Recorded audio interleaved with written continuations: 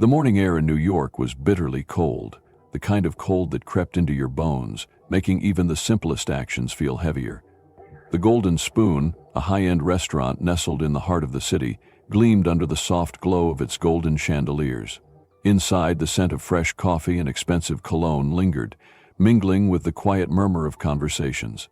When Henry Thompson, a 75-year-old war veteran, stepped inside, the atmosphere shifted. He wasn't dressed in tailored suits like the other patrons, just a worn-out coat, faded jeans, and an old military cap. His hands trembled slightly from the cold as he walked toward the counter. All he wanted was a cup of coffee, but from the moment he entered, judgment followed him like a shadow. At the far end of the restaurant, Marcus, the manager, narrowed his eyes. He took one look at Henry and instantly decided, this man did not belong here. And in that moment, before Henry could even place his order, the battle had already begun. Marcus adjusted his tie, a rehearsed smile plastered across his face as he approached the counter, politeness just enough to mask the disdain underneath. "Good morning, sir," he said smoothly, his tone laced with subtle condescension. "How can I assist you today?" Henry, oblivious to the scrutiny, returned a polite nod. "Just a cup of coffee, please." His voice was steady, but there was a hint of fatigue behind it. Years of battles, both on the field and in life, had etched themselves into his every word. Marcus exhaled sharply through his nose, pretending to check the menu, though he already knew what was coming next. This man didn't belong here. His eyes flickered over Henry's worn coat, the faded military cap, the roughness of his hands. "I'm afraid our seating is reserved for dining guests," Marcus said, tilting his head with feigned regret. Perhaps a cafe down the street would be more accommodating. Henry frowned, confused. "I have money. I just need a coffee." He patted his coat pocket where his wallet rested, but the action only seemed to irritate Marcus further. A sharp, amused whisper cut through the air from a nearby table. A well-dressed woman leaned toward her companion, smirking. "Is this a joke? People like that should know better." A waiter passing by barely concealed a snicker. Another guest, a man in a tailored suit, scoffed loudly enough for Henry to hear. Marcus sighed dramatically, his patience wearing thin. The facade of politeness began to slip. "Sir, I understand, but we have an image to uphold. I must insist." "I serve this country," Henry interrupted, his voice firm but calm. "All I'm asking for is a cup of coffee." For the first time, Marcus hesitated. Something about the way Henry said those words, the quiet dignity behind them, made him pause. But it was fleeting. He let out a dry chuckle. "And I'm sure the country appreciates your service, but that doesn't change our policy." His smile turned razor-sharp. "Now, I won't ask again. Please leave." A few customers chuckled, their amusement at Henry's expense only adding weight to the humiliation pressing down on him. For the first time, Henry felt something he hadn't in decades. Not the battlefield fear of war, but the slow, burning shame of being treated as invisible. He swallowed hard, gripping his cap tightly. Was this really happening? Before he could speak again, Marcus gave a curt nod to the security guard standing nearby. "Escort him out." The order was final.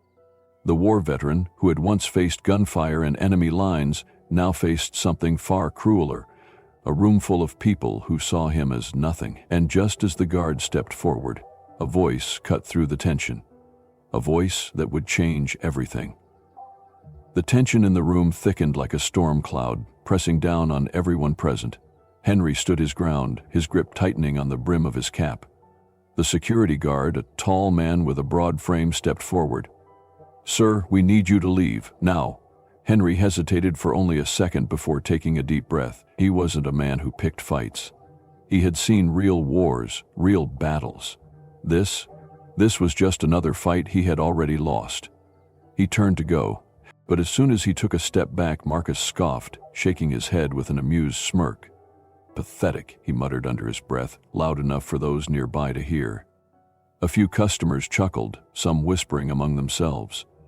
Henry stopped, his fists clenched at his sides, not out of rage, but out of something deeper, a kind of pain that ran beneath the skin, the kind that reminded him of every door slammed in his face, every time the world had made him feel like he didn't belong. The security guard, sensing hesitation, moved in more aggressively. "Let's go, old man." Then it happened. The push wasn't hard, but it was enough. enough to make Henry, already unsteady on his feet, stumble backward, enough to make the entire restaurant gasp in shock as his footing slipped, enough to make him fall, except he never hit the ground. A hand shot out, catching Henry's arm just before he collapsed, firm, steady, unyielding. The room fell into complete silence as Keanu Reeves straightened Henry back to his feet. No one had noticed him before, not with the way he had been sitting quietly in the corner, sipping his coffee, observing. But now every pair of eyes in that restaurant was locked onto him. His presence was undeniable. Keanu didn't speak at first. He simply turned, his eyes landing on Marcus, then shifting to the security guard. The weight of his gaze alone carried more authority than any raised voice ever could. Slowly, he released Henry's arm, making sure the older man was steady before finally breaking the silence. "Is this how you treat your guests?" Marcus blinked, caught off guard by the interruption. "Sir, this isn't your concern. We have policies." Keanu tilted his head slightly, his expression unreadable. "Policies?" His voice remained calm, but there was an edge beneath it, a quiet storm waiting to break. "Yes," Marcus straightened his jacket, trying to regain control.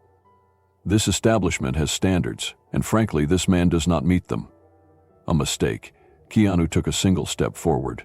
Not aggressive, not intimidating, just deliberate. "Standards?" he repeated, his tone carrying the quiet weight of someone who had heard enough.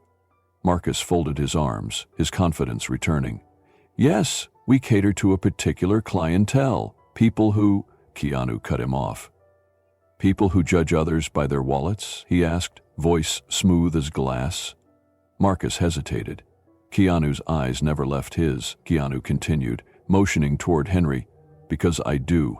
Marcus exhaled sharply, waving a dismissive hand. "I don't care if he was the president. He doesn't belong here." The way he said it, so final, so absolute, made something in Keanu's expression shift. The warmth faded, the steel remained. Keanu turned slightly toward Henry, his voice softer now. "Henry," he said, his tone carrying nothing but respect, "do you know who I am?" Henry, still steadying himself, gave a small, uncertain nod. "Of course. You're Keanu Reeves." Keanu offered him a small smile before turning back to Marcus. "And that means what, exactly?" Marcus opened his mouth, but no words came out. Keanu gave a slow nod, as if confirming something to himself. Then, with deliberate patience, he removed his leather jacket, draping it over the back of a nearby chair. He wasn't in a rush. He wasn't trying to win an argument. He was making a point. With both hands on the chair, Keanu leaned forward slightly. "I've walked into restaurants like this 1,000 times," he said, "and every single time I get treated like royalty." He tilted his head. "Not because of my character, not because of my values, but because of my fate." The words landed like a sharp blade. Marcus shifted uncomfortably. "But here's the thing," Keanu continued, standing tall again. "You didn't recognize me today." Marcus stiffened. "You looked at me the way you looked at him." Keanu gestured toward Henry. "For a second, just a second, you thought I didn't belong." The restaurant's silence was deafening. Marcus clenched his jaw. "That's not what I—" Keanu raised a hand, cutting him off effortlessly. "But then you realized who I was," Keanu said, "and suddenly I mattered." Marcus said nothing. Keanu exhaled slowly, glancing toward Henry. "Respect should not be given based on appearances," he said, voice quiet but firm. "If this man isn't welcome here, then neither am I." And with that he pulled out a chair. Not for himself. For Henry. "Sit down, Henry," Keanu said. "This morning your coffee is on me." The war veteran hesitated, then sat. The shift in the room was unmistakable. The weight of every stare, the realization sinking in. Marcus looked around, suddenly unsure. He had lost control. And Keanu had just changed the entire game. For a moment, silence gripped the golden spoon. Keanu Reeves had just pulled out a chair for Henry Thompson, a man that moments ago had been deemed unworthy of a seat. The weight of the moment settled across the room like an invisible force, pressing against the pride and prejudice that had filled the air minutes before. Marcus, now visibly rattled, stood frozen, his carefully curated arrogance slipping away. He glanced around, expecting anyone to back him up. But the room had already shifted. Then, the sound of a single clap broke the silence. A young woman dressed in an elegant evening gown put down her phone and clapped again. A few hesitant hands followed, then more. Within seconds, the entire restaurant erupted into applause. A few guests who had once whispered in disdain now looked at Henry with admiration. Others lowered their heads, ashamed of their initial judgment. The energy had flipped entirely. One of the waiters, who had been hesitant to speak earlier, finally stepped forward. He pulled out another chair. "Sir, would you like anything else with your coffee?" Henry, overwhelmed, could barely respond. He simply nodded, his throat too tight with emotion. But Marcus wasn't finished. "This is ridiculous," he spat, his face burning with anger. He turned to the restaurant owner, who had quietly stepped forward amidst the commotion. "Are we really allowing this?" The owner, an older gentleman with sharp eyes, crossed his arms. He had seen enough. "Marcus," he said, his voice steady, "you're fired." The words struck like a hammer. Marcus stumbled, his expression shifting from disbelief to fury. "Wait, you can't be serious. You were just ruining everything I built," the owner cut in. "I've never been more ashamed of how my establishment has treated a guest." 1 week later, the Golden Spoon issued a public statement. "From this day forward, our doors are open to everyone, regardless of their background, appearance, or financial status. Respect is not an option, it's a requirement." They launched a new initiative offering free meals to veterans once a month, a tribute to those who had served their country. Henry, once cast aside, was invited back as an honored guest. He stepped through the same doors, but this time with pride. As for Keanu, he never spoke publicly about what happened, because for him it wasn't about publicity. It was about doing the right thing, and in the end, that was the only thing that mattered. A week had passed since that unforgettable morning at the Golden Spoon. The restaurant had changed, not just in policy but in spirit. Gone was the unspoken rule of exclusivity, replaced by a quiet but powerful shift in how people were treated. The once rigid atmosphere now carried a sense of warmth, as if the walls themselves had learned a lesson. And among those who had changed the most was Daniel, one of the younger waiters who had stood silently that day, watching Marcus humiliate Henry. 1 week later, the Golden Spoon issued a public statement. "From this day forward, our doors are open to everyone, regardless of their background, appearance, or financial status. Respect is not an option, it's a requirement." They launched a new initiative offering free meals to veterans once a month, a tribute to those who had served their country. Henry, once cast aside, was invited back as an honored guest. He stepped through the same doors, but this time with pride. As for Keanu, he never spoke publicly about what happened, because for him it wasn't about publicity. It was about doing the right thing, and in the end, that was the only thing that mattered. A week had passed since that unforgettable morning at the Golden Spoon. The restaurant had changed, not just in policy but in spirit. Gone was the unspoken rule of exclusivity, replaced by a quiet but powerful shift in how people were treated. The once rigid atmosphere now carried a sense of warmth, as if the walls themselves had learned a lesson. And among those who had changed the most was Daniel, one of the younger waiters who had stood silently that day, watching Marcus humiliate Henry. Daniel had never been openly cruel, but he had stood by and done nothing. He had let his fear of confrontation keep him from speaking up. He had laughed awkwardly at the manager's dismissive remarks, choosing to blend into the background instead of taking a stand. But he would never make that mistake again. That morning, as Henry Thompson walked through the doors once more, this time as a welcomed guest, it was Daniel who stepped forward first. No hesitation, no fear. "Good morning, Mr. Thompson," he said, his voice steady, respectful. "Your table is ready." Henry looked at him, surprise flickering in his tired eyes. Daniel pulled out a chair for him, the same chair Keanu had offered him that day. For a moment, Henry hesitated, not because he doubted Daniel's sincerity, but because after years of being overlooked, being truly seen felt almost foreign. But then, he sat. Daniel poured his coffee himself, hands steady, expression sincere.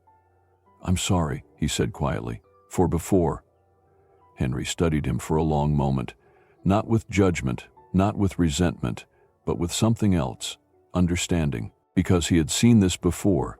Young men learning, growing, choosing to be better than the ones who came before them. Henry gave a slow nod. "Thank you, son." And just like that, for the first time in years, he wasn't just a forgotten veteran.